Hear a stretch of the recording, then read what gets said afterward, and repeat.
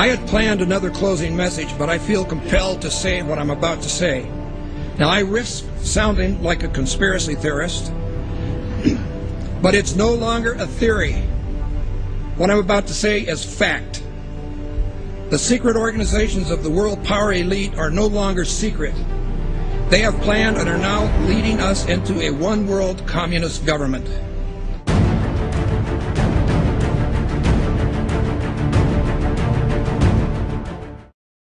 Executive order signed by President Obama has sparked controversy on both sides of the political aisle. The National Defense Resources Preparedness Executive Order was signed quietly Friday night. It gives the president the power to control U.S. resources. The Rules Committee is going to meet in the House. They are going to come up with a rule that makes it okay for them to do a same-day bill. So they'll pass this rule. It's, believe it or not, called martial law. This would give the President of the United States the authority to declare basically martial law during times of peace. There are new disturbing developments out of Washington tonight regarding the President's belief that he has the legal authority to assassinate U.S. citizens.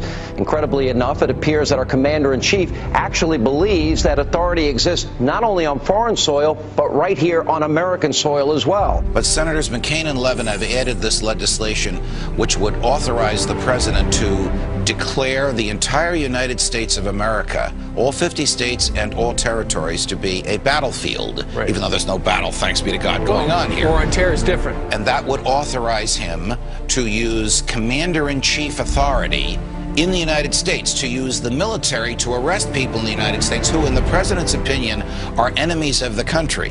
Particularly to hear President Obama claim the power to keep people in prison indefinitely with no charges against them, no conviction, no sentence, just imprisonment. Joining us now is former Secret Service agent Dan Bongino. Dan, thanks a lot for joining us.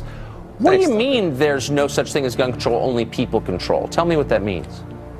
Tucker, this is larger ideological ploy by this administration. They're not being authentic with America, whether it's the sequester, healthcare, or the gun control issue. What they do is they manipulate an emotional crisis, a national emotional crisis, to further an ideological agenda which involves the evaporation, the slow disintegration of your civil rights, your liberties, your ability to live and let live. And it's a disturbing pattern that, frankly, is really starting to get under my skin. The US is funneling money into tracking systems that are threatening to make the very concept of privacy a thing of the past. It could mean people's every move being used against them to keep them under surveillance. The information age was an era nearly everybody embraced. But today's surveillance age, experts say, is a reality almost no one can escape. David, why does the DHS need 450 million hollow point bullets?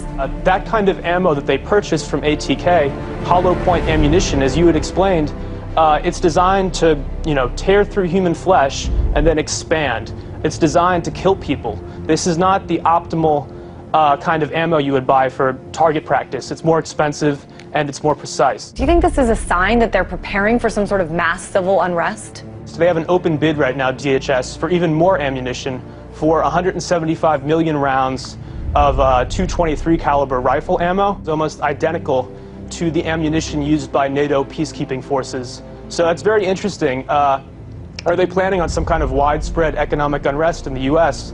that would require NATO forces to help us out? $500 million in surplus military weaponry from the Pentagon, which is authorized through the Pentagon's 1033 program.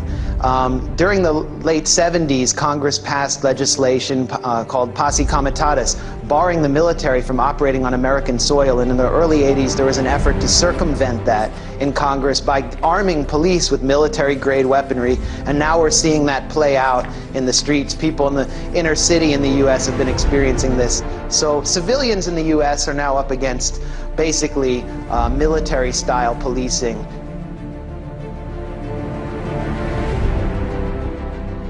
The battle against terrorism involves all of us. Everybody in this country is a potential terrorist. The Department of Homeland Security sent to law enforcement agencies across the country warning about the potential for an increase in right-wing extremist activity. It warns about groups and individuals dedicated to single issues like abortion, immigration, and gun rights. Tonight, our focus is on every American's right to freedom of expression and freedom of religion. It's the Christians who are under siege by government officials and anti-religion groups who think Christmas and Christianity have no business in the public arena.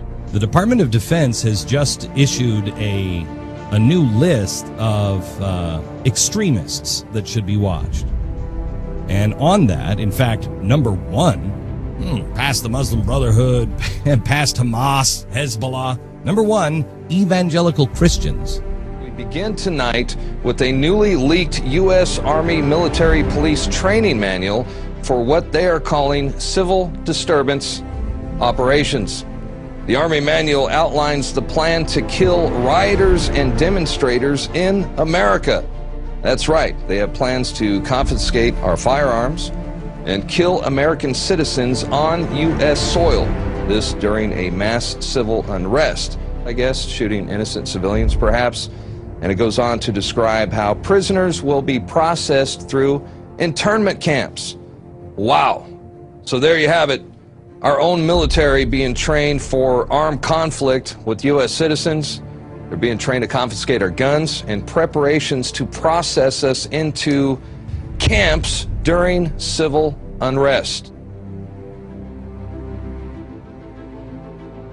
A pretty scary scene along the Chicago River turns out to be a military training exercise. There was nothing routine that folks reported about seeing the jarring as they witnessed the jarring scene of at least 3 Black Hawk helicopters flying at times in close order formation. Just in, a military drill in downtown Miami, complete with these Black Hawk helicopters, elite soldiers and police officers swarming the street.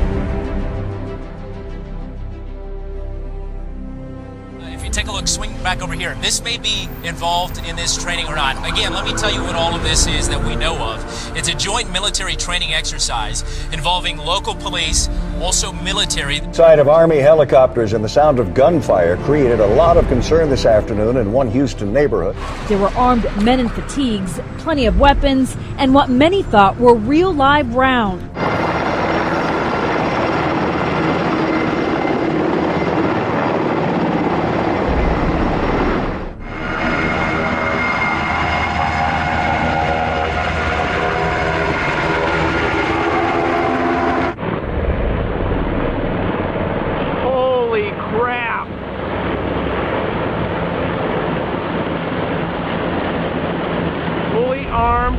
I told you they were coming. There's no lights on them.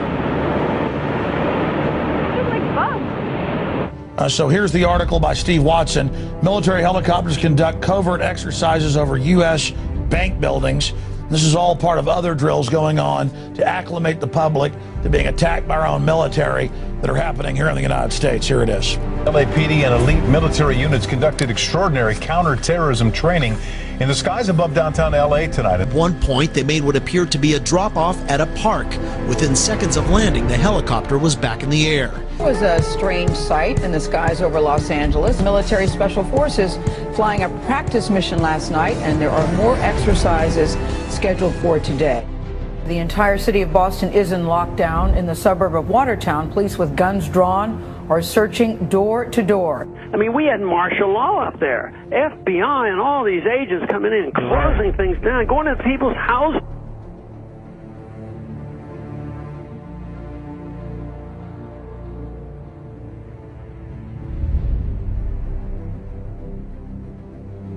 Mr. President, I do want to get right to the news of this week. Sure. The terrorism in Boston. Yeah.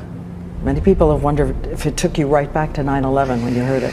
Well, at first, I was deeply concerned that there might have been a organized plot. I don't know all the facts. I don't think we all know all the facts, but I was deeply concerned that this could have been, another.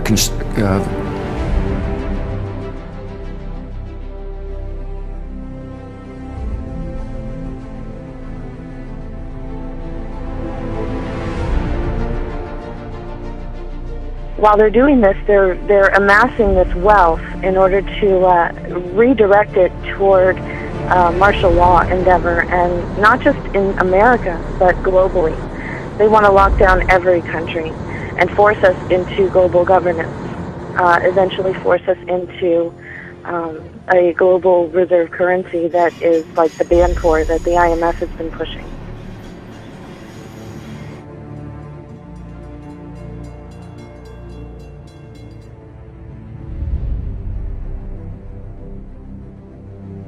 And those people who have been yelling, "Oh, the UN's going to take over global conspiracy government," theorists, they've been crazy, but now they're right. Yeah, well, when It's happening. When Geithner said he would be open to the idea of a global currency last week, those conspiracy people had said and suggested that for years. You're not wrong. And when massive foreign trade deals are made, they are done in U.S. dollars, which serves as the world's reserve currency. Now the UN is backing a plan to change all of that and create a new global currency. There is a global meltdown coming. It is a global depression, and one world currency and one world financial system is the end game. China said last week they want one global currency. France said yesterday or the day before that they want one world order, a new world order, at the end of this event. U.S. State Department, the Federal Reserve, even the EPA are sending billions of dollars overseas, and many economic and political decisions made in the United States just don't benefit us. They benefit a would-be one-world government. Because of the programs like this and just the fiscal conditions that we're in, it feels like there's a greater sense of urgency to get to that one-world government. Do you feel like the Obama administration may actually be hitting the gas rather than the brake pedal when it comes to this? To answer your question, absolutely. I think Obama's got his foot on the gas pedal and is going full speed ahead with taking us towards a global government. Oil looks higher, gold looks higher, currencies look weaker, all for the reasons that we talked about before. I mean, you've got huge wage disparities. I don't know how that inevitably resolves itself. It may resolve itself in some type of a global currency crisis. And then if the global currency crisis unfolds, then inevitably you get, I guess, an alignment under a global world government, a new global currency, and a new world order. If the feds do not stop the wild spending and do not reform Medicare and Social Security, the U.S. dollar will collapse. That means that all of our savings, all of our investments, our homes, and everything else will blow up before our eyes.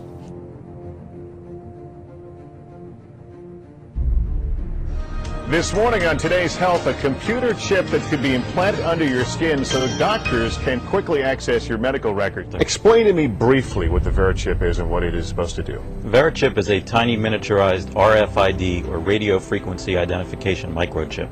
It's 11 millimeters by 1 millimeter. It's about the size of a grain of rice. Well, we've got one sitting there by a penny to give us a little perspective of the size. Very Correct. Tiny. You implant it under the skin how? It gets injected, just like getting a shot of penicillin or any medicine that you would get in a doctor's office.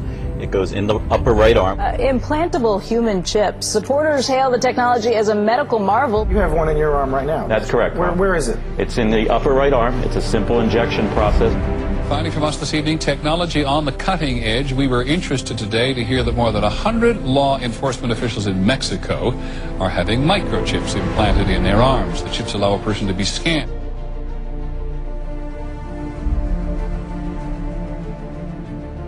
The ultimate goal that these people have in mind is the goal to create a one-world government run by the banking industry, run by the bankers. The whole agenda is to create a one-world government where everybody has an RFID chip implanted in them. All money is to be in those chips, right? There'll be no more cash. If you're like me or you, and you're protesting what they're doing, they can just turn off your chip, and you have nothing. You can't buy food. You can't do anything. It's total control of the people. And that chip's connected to a database that has your purchasing records, what you do, what Everything. you sell. Everything is in there, you know? And so they want a one-world government controlled by them, everybody being chipped, all your money in those chips, and they control the chips, and they control people, and you become a slave. You become a serf to these people. That's their goal. Okay, look, the CIA has done in this country, what they've done to us is unbelievable. Look at the terrorist acts that have occurred. The CIA behind most, if not all of them. And now with the Twin Towers, World Trade Center episode, our Congress is now proposing further restrictions on our constitutional rights and civil liberties. These explosions, these terrorist acts, were an excuse to pass anti-terrorism legislation. And then to implement. And then to yes. And this is what's happening in the world today. And that's why our intelligence people are not only knew about it in advance, but probably involved. There's no question. I met Rockefeller through a female attorney I knew. He's the one who told me 11 months before 9/11 ever happened that there was going to be an event. Never told me what the event was going to be, but there was going to be an event, and out of that event, we were going to invade Afghanistan to run pipelines from the Caspian Sea. We were going to invade Iraq, to take over the oil fields, establish a base in the Middle East, and make it all part of the New World Order. And sure enough, later 9/11 happened, and I remember he was telling me how you're going to see soldiers looking in caves for people in Afghanistan and Pakistan and all these places, and there's going to be this war on terror, which is no real enemy, and the whole thing is a giant hoax, but it's a way for the government to take over the American people. Adam Weishaupt started the Illuminati organization with the purpose of creating a one world government at the time of the end. And that's what's on the back of our dollar bill. It's really interesting. It says, "In God we trust," but that is not our God. This is that God of the Egyptian groups. And that's why the pyramid is on the dollar. And this terminology around it says the birth of the New World Order. Giuseppe Mazzini of Italy sat down in 1871 and planned the 3 world wars to bring this one world government into existence, and believe me, they were right on the first 2 world wars, and they're right on the one that's getting ready to happen soon, called Armageddon, Revelation 16:16. One world government come together. We're seeing the world court. We're seeing even an economic system, a one world economic system.